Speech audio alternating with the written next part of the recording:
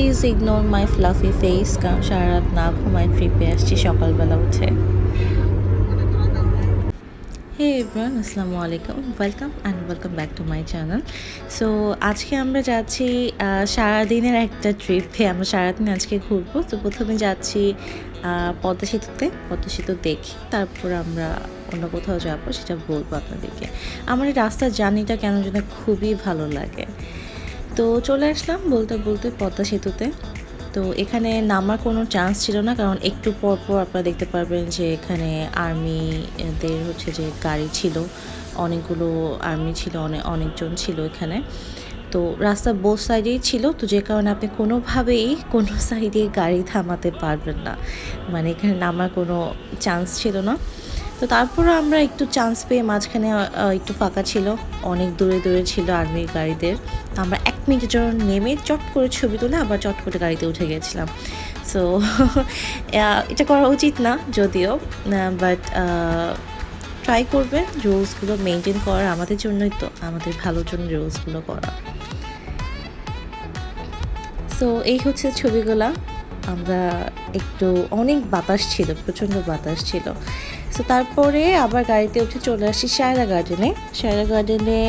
এটা আমার second trip ছিল, শুধু আমার একার সেকেন্ড ট্রিপ ছিল, কারণ আমি আমার ক্যাম্পাস থেকে আমার সেকেন্ড ইয়ারে, মানে অনার্স সেকেন্ড ইয়ারে আমাদের পিকনিকে তখন এখানে চলে আসছিলাম শায়রা গার্ডেনে। তো সেটাও 2019 সালে। তো অনেক বছর পরে এসে ভালোই লাগছিল, অনেক কিছু চেঞ্জ হয়েছে। তখন যখন এসেছিলাম তখন অনেক নিউ ছিল রিসর্টটা। তখন মনে হয় জাস্ট শুরু করেছে, 1-2 বছর হবে, কাজ এখনও কমপ্লিট হয়নি।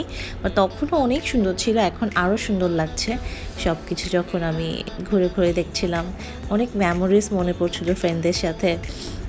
অনেক মজা করেছি, অনেক ফান করেছি প্রত্যেকটা জায়গায়।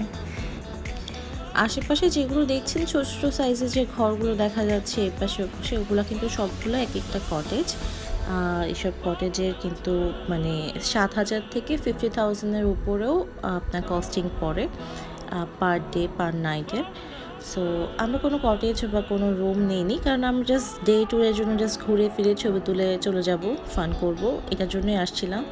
সো এই তো আমি একটু ক্যাপচার করে নিলাম নিজেকে। তো এই তো ঘুরে ফিরে ফান করবো একটু সারাদিন সবাই মিলে। এখানে আমার ফ্যামিলি ছিল, আমার মা, বাবা, আমার ছোট ভাই, আর ছোট মামা, ছোট মামি আর তাদের বেবি। তো সবাইকে দেখতে পারবেন এখানে। সো এখানে আমরা ভাবলাম একটু রেস্ট করব, কারণ প্রচণ্ড রোদ ছিল সেদিন। আমি জানি না, আমার সানিতে ন্যাচারালি আমার সানিতে ভালো লাগার রিজন হচ্ছে গিয়ে যে একটু মানে ঘুরে শান্তি পাওয়া যায়। বৃষ্টি হলে একটু কাদা হয়ে থাকবে রোডে, ভালো লাগে না অ্যাকচুয়ালি। বাট সানিতে আমার জেনারেলি ভালো লাগে, ঘুরে ফিরে ছবিগুলো খুব সুন্দর আসে বাইরের ছবি তুললে, এই জন্য আমার সানিতে খুব ভালো লাগে বাইরে ঘুরতে গেলে। তো এখানে আমরা একটু বসে রেস্ট করছিলাম। নামিরাকে দেখে মনে হচ্ছে এখন কেঁদে দিবে, কারণ অনেক বেশি ইরিটেটেড ফিল করতেছিল, এত গরম, এর মধ্যে হচ্ছে যে বারবার গাড়িতে জার্নি ছিল। তারপর আমরা ডিসাইড করলাম যে রেস্ট শেষ হয়ে গেছে, 1-2 মিনিট বসছি, 5 মিনিট পরে আমরা সবাই ডিসাইড করলাম যে পুলের সাইডে যাই। ওখানে গিয়ে আমরা ব্রেকফাস্ট করবো, কারণ আমরা কেউ ব্রেকফাস্ট করি নাই। সো ওখানে গিয়ে ব্রেকফাস্ট করে তারপর আমাদের পুলে নামার ইচ্ছা ছিল না। পুলে হয়তো ছোটো মামা, শাফিম ওরাই নামবে, এরকমটা ডিসাইড করা ছিল। এই বাড়িটা অনেক সুন্দর, আমি যখন এসেছিলাম তখন এরকমই সাজানো ছিল 19 সালে, আর 2022-এ এসেও সেমভাবেই সাজানো। বাড়ি না, একটা রিসর্ট আর কি, কিন্তু আমার খুব ভালো লাগে, একটু সবুজ দেখতে খুব মানে আই সুদিং লাগে। বাই দ্য ওয়ে, এই ট্রিপটা কিন্তু অগাস্টের ট্রিপ, আমি অলমোস্ট 1 মাস পরে আপলোড দিচ্ছি, because I am so lazy actually না, এডিট করার সময় পাইনি। সো যেতে যেতে ভাবছিলাম যে এখানে আমাদের অনেক মেমোরিজ আছে, অনেক স্মৃতি আছে, সবগুলা জায়গায় আমরা ফ্রেন্ডরা মিলে অনেক ছবি তুলেছি একসাথে, সিনিয়র জুনিয়র সবার সাথে অনেক মেমোরিজ আছে, অনেক ফান করেছি।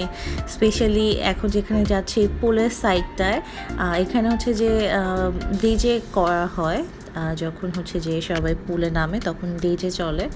সো আমরা ওখানে অনেক ফান করছিলাম। যদি আমি গতবার যখন আসলাম তখন আমি পুলে নামি নাই, পিকনিকে যখন আমি আসছি ক্যাম্পাস থেকে তখনও পুলে নামি নাই, আজকেও নামি নেই। কিন্তু যখন মানে আমার ভাই শাফিমার ছোটো মামা যখন পুলে নামলো তখন না এত গরম ছিল, একদম জাস্ট দুপুরবেলা আমার মন চাচ্ছিল যে একটু জাস্ট পুলে যে একটু জাম্প করি, ঠান্ডা পানির মধ্যে একটু ফান করে আসি, ভালো লাগবে। কিন্তু তারপরে নামি নাই আমি, ওরা দুজনেই ছিল। সো আমরা এখন যাচ্ছি গিয়ে একটু ব্রেকফাস্ট করবো এখানে, হয়তো ব্রেকফাস্ট কি স্ন্যাক্স আর কি, স্ন্যাক্স কিছু খাবো, তারপর হয়তো বাইরে কোথাও গিয়ে ছবি টবি তোলা হবে, বসা হবে। সেখানে সবাই বসছিল। আর এখানে এই যে নামিরা ফাইনালি একটু রিল্যাক্স ফিল করছে গাড়ি থেকে বের হয়ে। আর আমি একটু পুলের ভিডিও নিতে চাচ্ছিলাম, কিন্তু আবার ক্লোজ করে নিতে মানে ভয় পাচ্ছিলাম, কারণ আবার কেউ হয়তো এসে বলবে যে ও আপনি আমাকে ক্যাপচার করছেন, তখন কিন্তু একটু বিপদে পড়ে যাব। সেই তো সবাই স্ন্যাক্স খাচ্ছি এখানে আমরা। নামিরা হ্যালো, হাই করো, হাই হাই হাই হাই।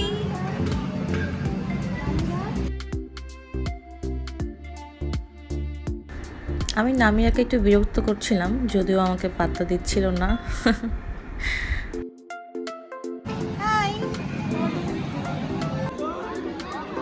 কি করব?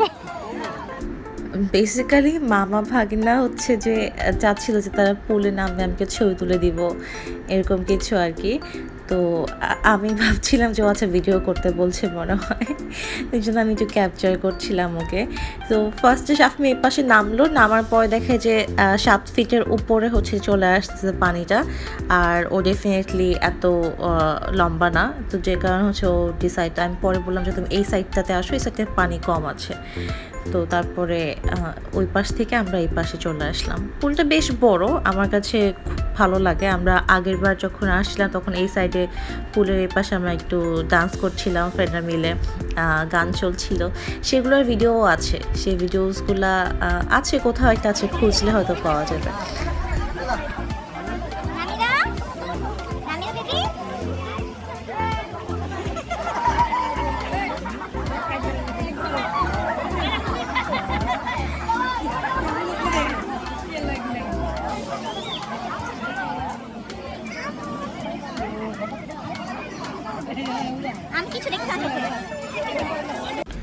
প্রচণ্ড গরম ছিল, তাই বৌমনি বলল যে নামিরাকে একটু শাওয়ার করাই দিই, যদিও পুলের পানিতে ক্লোরিন থাকে, তারপর একটু জাস্ট গায়ে পানি দিয়ে দেওয়া, ঠান্ডা হোক ও।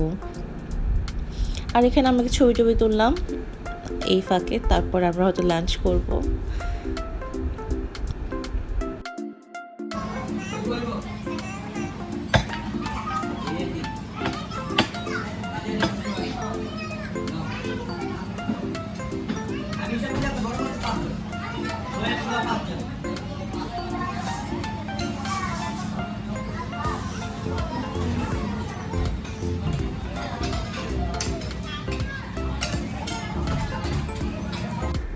এই তো লাঞ্চ চলে আসছে, আমরা লাঞ্চের পরে আবার বের হব, কারণ আজকে একটা লম্বা ট্রিপ দিব আমরা, 4টা স্পট কভার করব। সো এটা আমাদের সেকেন্ড স্পট, আমাদের আরও অনেক জায়গায় যেতে হবে আর কি। তো এখানে বোধহয় আমি আমার ফুলটা দেখানোর ট্রাই করছিলাম, আই ডোন্ট নো, লাঞ্চ করছিলাম তখন। তারপরে আবার গাড়িতে চলে এসেছি, এখন আমরা যাব হচ্ছে যে পানাম সিটি।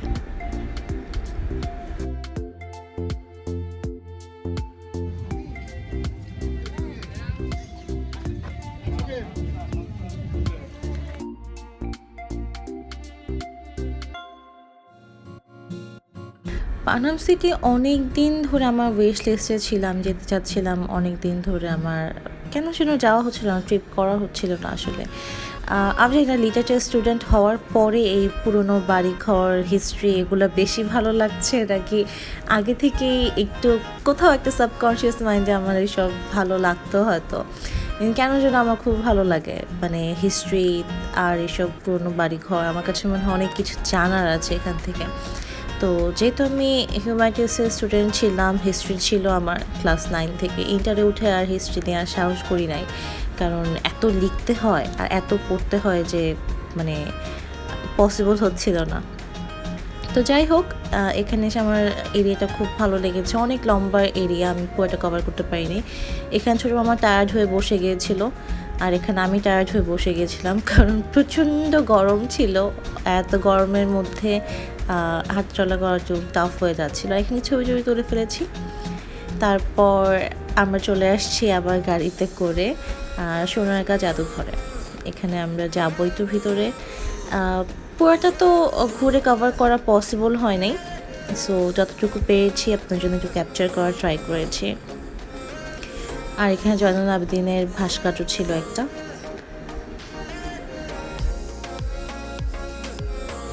সো এখন আমরা জাদুঘরটার ভিতরে যাব। এখানে একটা বাংলাদেশের মানচিত্র ছিল, যেটা হচ্ছে নকশি কাঁথার উপরে করা, বিভিন্ন কালারের ফ্যাব্রিক দিয়ে সুন্দর করে করেছিল। আমার কাছে জিনিসটা খুব ভালো লেগেছে দেখতে। আর এই জামদানিগুলো দেখে খুব ভালো লাগছে, মানে অরিজিনাল জামদানি, যেটা এখন তো অরিজিনাল জামদানি পাওয়াই যায় না বলতে গেলে। আর বেসিক্যালি এখানে যা কিছু ছিল সব কিছুই হচ্ছে যে আমাদের অনেক পুরনো যেসব আমাদের কালচার, অ্যাকচুয়াল জেনুইন কালচার বাংলাদেশের, মাটির তৈরি জিনিসপত্র, টেরাকোটার বিভিন্ন জিনিস, তারপর নকশি করা হচ্ছে যে বিভিন্ন দরজা কাঠের উপরে, মাটির উপরে, ফ্যাব্রিকের উপরে, এই সমস্ত কিছু ছিল। আর এখানে কিছু গয়নার বাক্স ছিল যেগুলো দেখে খুব ভালো লাগছিল। আর এখানে খুব সুন্দর করে একটা মানে গ্রামের একটা দৃশ্য তুলে ধরা ট্রাই করেছে। এখানে জয়নুল আবেদিনের কিছু ছবি আঁকা ছিল। এখন আমরা যাচ্ছিলাম দোতলায়। এখানে যে নকশি কাঁথা দেখতে পাচ্ছেন দুই পাশে, এটা কিন্তু অ্যাকচুয়ালি মানে একটা প্রিন্ট করা, অরিজিনাল না, বা দেখতে একদম রিয়েলিস্টিক লাগছিল। তারপর ঘুরে ফিরে বেশি ক্যাপচার করি নাই, কারণ অ্যালাউড ছিল না ক্যামেরা। সো আমরা এখন একটু ছবি তুলে তারপর চলে যাব। সো এই ছিল আমাদের আজকের ঘোরাঘুরি। কেমন লাগলো ভিডিওটা জানাবেন। 4টা স্পট কভার করেছি একদিনে, খুব আর্লি। এখন ঢাকায় ব্যাক করছি আমরা। Thanks for watching.